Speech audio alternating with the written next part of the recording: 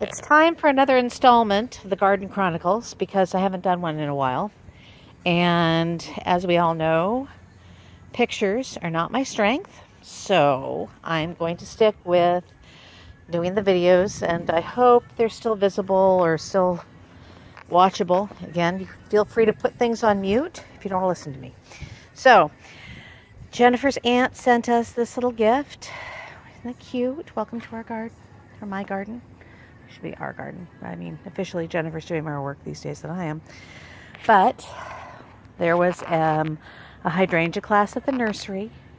So I picked up some hydrangeas. This one is not going to get very tall, but it's supposed to make really, really, really big flowers, and it's called the Big Easy. So you can actually see one flower that's on there. And I planted it so it was in the back. That was really smart of me, wasn't it? But it's really pretty. Kind of a purpley tone. So, as everyone knows, if hydrangeas get a lot of acid, they make blue. If they're alkaline, they make pink or rosy toned flowers. So that's the hellebore that's doing quite well. Oh, and by the way, 2 out of 3 rhubarbs survived the transplant. Those are new leaves on there. The guy in the back, I think he might be done, but that's fine. So good hellebore. This is the fern that I got from Maddie May. This is her memorial fern. And it's a maidenhair fern. And it was just sweet and delicate and pretty, and I thought it was perfect for Maddie. So I'm going to have a little plaque there for Maddie. And we miss her still. And then that's the Astilbe I pretty much destroyed by ignoring for so long before getting in the ground. We'll see if it comes back. At this point, we don't know. Astrontia major, hooray! These were up against the fence, and I really like them. I love the height. I love the bloom. They come in different colors. You can see there's a lot of the red one that's on there right now. And then the pinkish whitish one is less bloomy right now, but it's gone through a little flush, and I trimmed off some of the dead stuff. Hopefully we'll get another round of flowers on that. But where they were is where another plant is. And yes, I forgot the name of another hydrangea. My God, what is wrong with my brain? So this hydrangea, though, is a little bit taller, and I wanted it to have some room there. But it's got some really pretty coloration on the leaves. So we'll see how that does. Some Astilbe next to it that's coming up, that it was planted by bulb. And then that's some Astilbe that I bought, and again, didn't get in the ground fast enough. But it's producing a little tiny flower stalk, so I'm really excited. Some more Astrontia. And then this was the begonia that was sent in the basket from the vet's office when Nala passed away. And it's still looking quite nice, I think, even though it's gotten a little beat up. More hellebore. And then Tuppence is helping with the monitoring of the new annuals. These were on sale because it's late in the season and not a lot of people are buying a lot of annuals. So some more begonias. And then this is the pretty guy. This is the really pretty one. And that's another hydrangea that, again, should be about 3 or 4 feet tall. And it's just gorgeous. It just adds a little spot of light in the back there. So we still have our heucheras and more impatiens and more begonias. And then there's the sprinkler that Tuppence wants to destroy. But she's being a moderately good girl. Except when she's eating things she shouldn't eat. Are you eating things you shouldn't eat, Tuppence Marie McKay? Yeah, I thought so. Finally put some dahlia corms into a pot. Again, a little late. Don't know if they'll survive.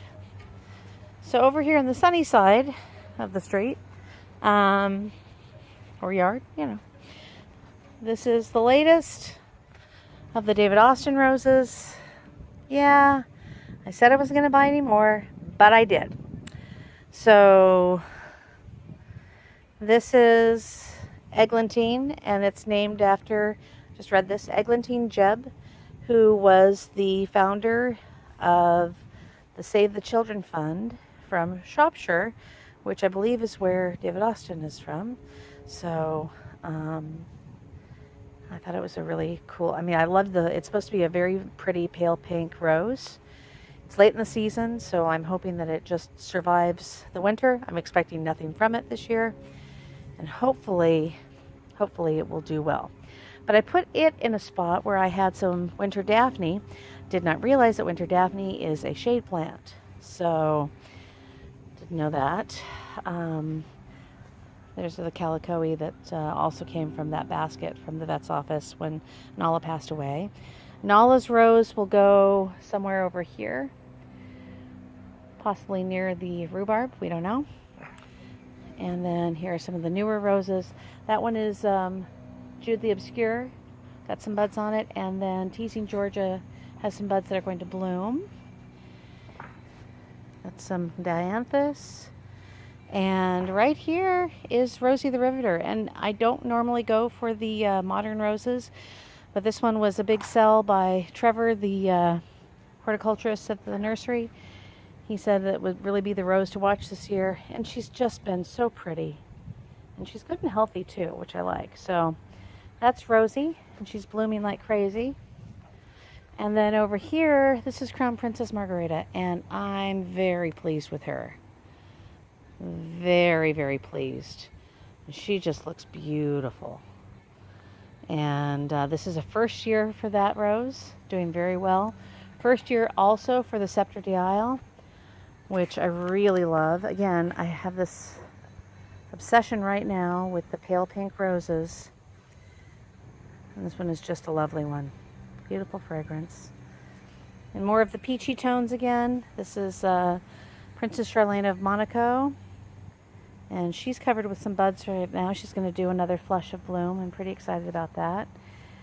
But this is a star rose. It's not a David Austin. It has a very similar feel to the English roses. The rest of the roses in the bed are a little bit sparse right now. I think that they did that first flush, and then it might just be the heat. It might just be the lack of watering. But not seeing very much in terms of color from them.